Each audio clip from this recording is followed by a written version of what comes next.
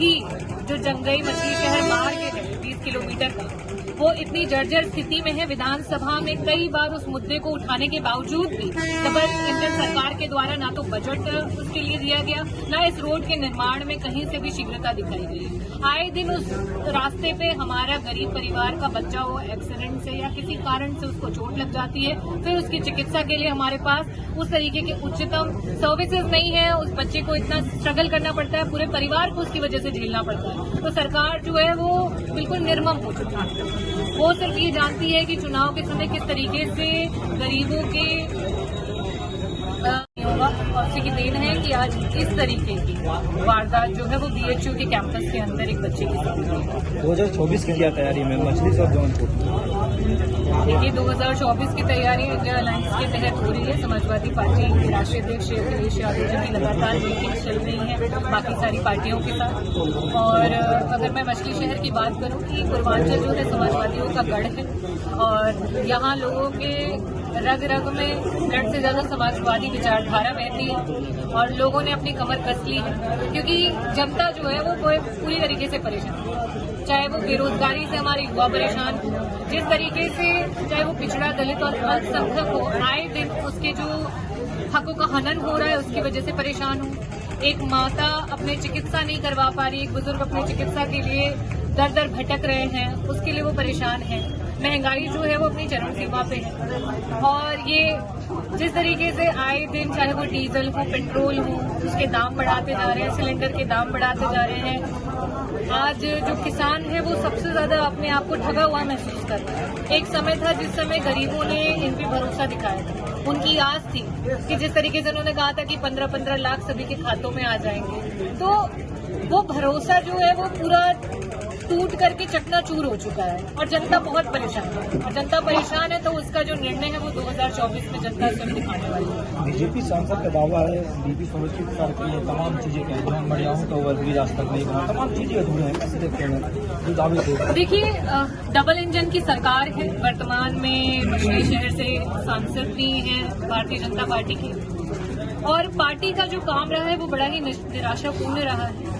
Party ने जो विकास कार्यों की भी बात करें, आज भी जो जंगई मछली शहर बाहर के है 20 किलोमीटर का, वो इतनी जर्जर स्थिति में है। विधानसभा में कई बार उस मुद्दे को उठाने के बावजूद भी डबल इंजन सरकार के द्वारा ना तो बजट उसके लिए दिया गया, ना इस रोड के निर्माण में कहीं से भी शीघ्रता दिखाई गई। आए दिन उस रास्ते पे हमारा गरीब परिवार का बच्चा हो एक्सीडेंट से या किसी कारण से उसको चोट लग जाती है, फिर उसकी चिकित्सा के लिए हमारे पास उस तरीके के उच्चतम सर्विसेज नहीं है। उस बच्चे को इतना स्ट्रगल करना पड़ता है, पूरे परिवार को उसकी वजह से झेलना पड़ता है। तो सरकार जो है वो बिल्कुल निर्मम हो चुकी है। वो सिर्फ ये जानती है कि चुनाव के समय किस तरीके से गरीबों के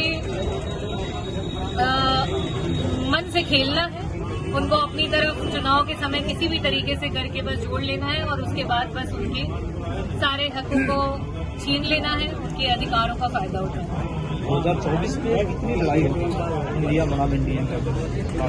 देखिए 2024 का चुनाव अब जनता बनाम हो चुका है। जनता लड़ेगी चुनाव, अब कोई पार्टी चुनाव नहीं लड़ेगी, क्योंकि जनता इतनी त्रस्त हो चुकी है, जनता इतनी परेशान हो चुकी है। 10 साल की इनकी सरकार सेंट्रल की, उसके बाद इनकी रिपीटिशन की सरकार है स्टेट की, उसके बावजूद भी अगर एक युवा जो है, जब सदन में ये आवाज उठाई जाती है, क्वेश्चन पूछा जाता है कि आपने महिलाओं को सशक्त करने की बात ये करते हैं, पार्लियामेंट में इन्होंने कहा कि इन्होंने रिजर्वेशन जो है इसको आगे बढ़ाया, और वही उसके मानक जो थे उसको उन्होंने पूरा ही नहीं कराया।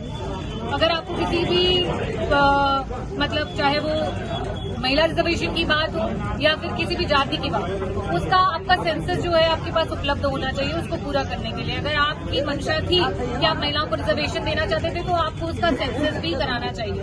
तो एक बहुत बड़ी चूक इनकी तरफ से रही है, या कह सकते हैं कि एक षड्यंत्र भी रहा है। साथ ही साथ इन्होंने जो भी वादे किए, अब महिलाओं के सशक्त करने की बात में कहूंगी मैं कि जिस तरीके से आए दिन महिलाओं पे अत्याचार हो रहे हैं, महिलाओं के साथ छेड़छाड़ का जो है केसेस सामने आ रहे हैं, मुकदमा जो है वो सही से दर्ज नहीं किया जाता है, और युवा जो है वो रोड पे आ गए हैं, अपने हक की बातें कर रहे हैं, लेकिन कहीं सुनवाई नहीं हो रही। तो ये जनता के साथ हर समय जिस तरीके का ये सरकार स्पेशली जो आपका पिछड़ा दलित और अल्पसंख्यक समाज है उसके साथ जो भेदभाव कर रही है जनता उससे बहुत निराश है। अगर पार्टी की तरफ से मौका मिलता है 2024 क्या फैसले रहेंगे? देखिए, समाजवादी पार्टी की विचारधारा जो है उसमें पूरा का पूरा जो संगठन है वो बड़ी मजबूती से काम कर रहा है, लोगों को एकजुट करने की कोशिश कर रहा है। जो हमारे अशिक्षित लोग हैं जिनके पास कई सारे माध्यम नहीं है, जिसके द्वारा जानकारी नहीं पहुंच पाती है, हमारा संगठन पूरी कोशिश कर रहा है कि उनको भी उसमें तत्पर करे और उनको सारी पूछी बातों को समझाए। और समाजवादी पार्टी जहां जिसको एक कार्यकर्ता हो चाहे कोई भी पदाधिकारी हो उसे इशारा कर देती है, वो अपना पूरी तैयारी के साथ चुनाव लड़ने के लिए तैयार हो जाता है और जीत करके भी जाता है यहाँ से।